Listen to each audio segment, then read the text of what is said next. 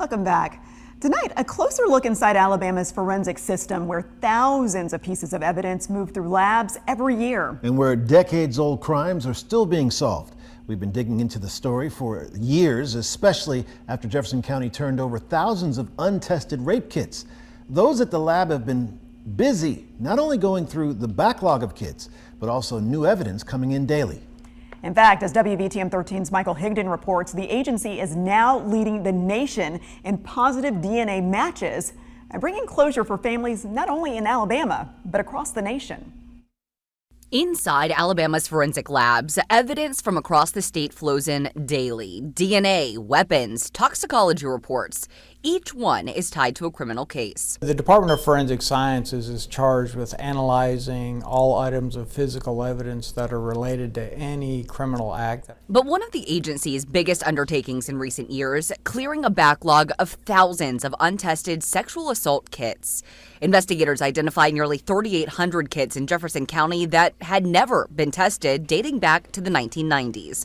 Today, about 85% have been processed, leading to more than 700 newly identified suspects. These are the sexual assault evidence kit collection item. It really shows the true power of DNA testing in that no case is cold or unsolved.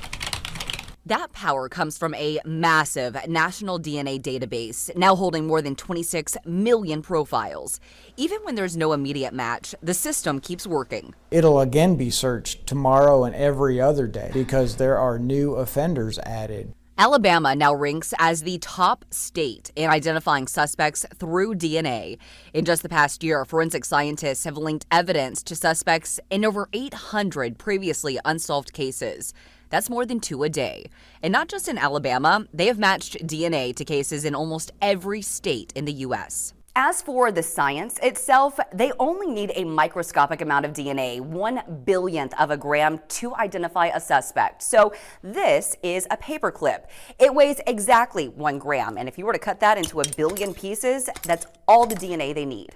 The process starts with finding the DNA in each kit, using high-tech light to locate bodily fluid stains invisible to the naked eye. We're just putting it under this light source to identify possible biological stains that we wouldn't be able to see with just the naked eye. The samples are then placed in a tube and run through a machine to identify a DNA profile.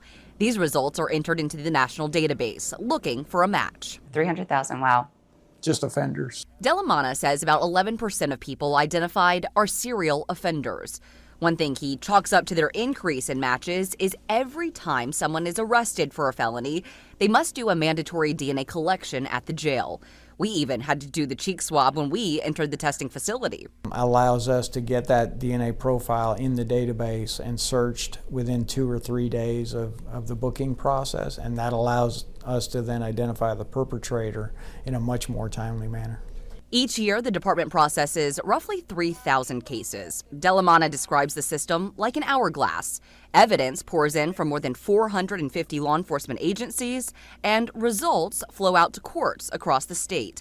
But the narrow middle, the lab itself, can only handle so much. If families of victims or individuals want their cases worked in a more timely manner and that sand to travel from the top to the bottom as quick as possible, then the neck of that hourglass needs to expand.